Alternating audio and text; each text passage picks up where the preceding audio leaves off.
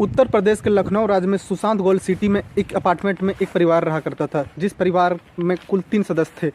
एक लड़की जिसका नाम रिया होता है, उसकी मम्मी जिनका नाम गीता होता है, लेकिन उनका पापा जो पैरालाइज थे।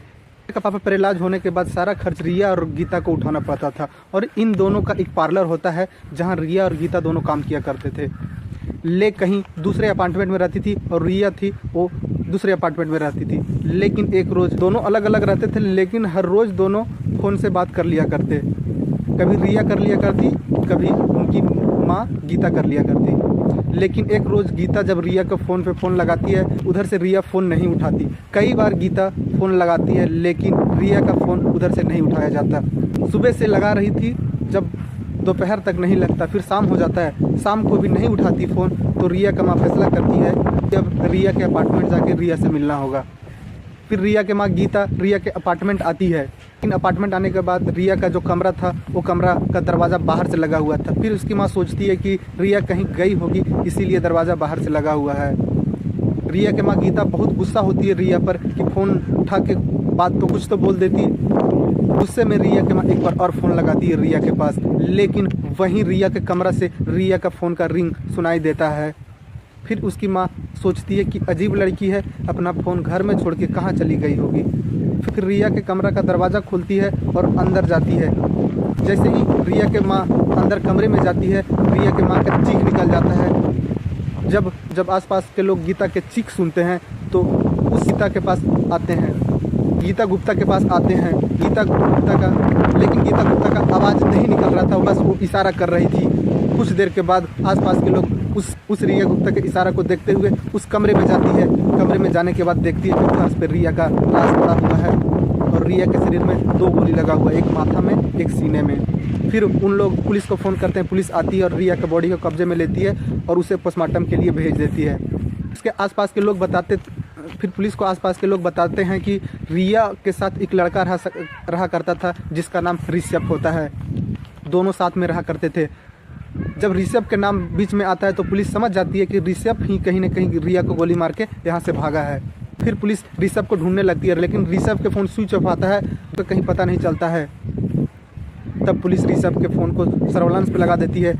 जब ऋषभ का लोकेशन पता चलता है, वहाँ पुलिस जाती है और ऋषभ को पकड़ लेती है। ऋषभ को पकड़ने के बाद उसे पुलिस स्टेशन लेकर आती है और उससे पूछताछ करने लगती है।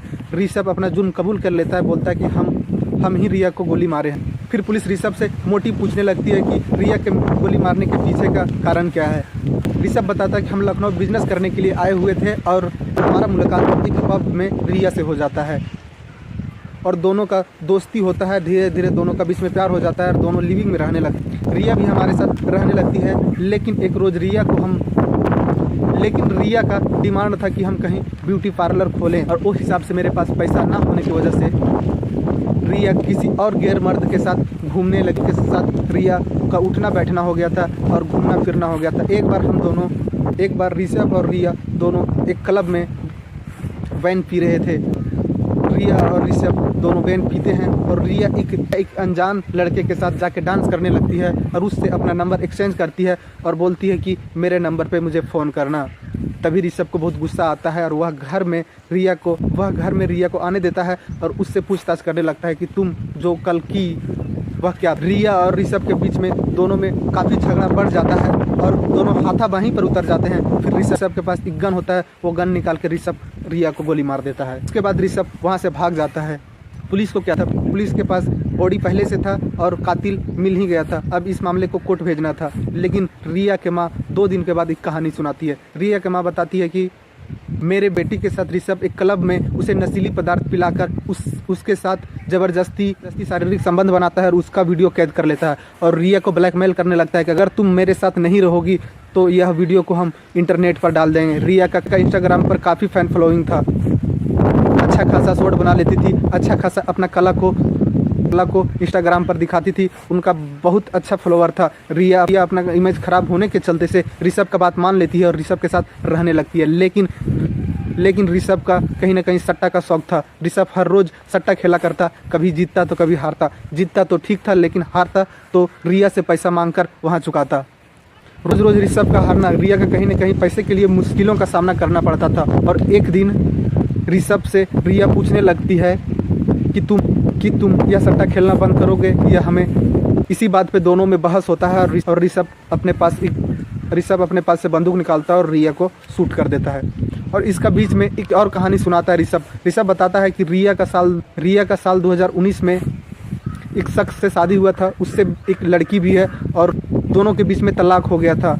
लेकिन रिया का कहना था कि हम फिर वही शख्स के साथ जाकर रहेंगे। यानी कि रिया का 3 कहानी है, माँ अलग सुनाती है और उसका जो लिविंग पार्टनर है वो अलग 2 कहानी सुनाता है। इसके बाद इस मामले को पुलिस कोर्ट के लिए भेज देती है। कहानी में इतना ही। जय हिंद, जय भारत।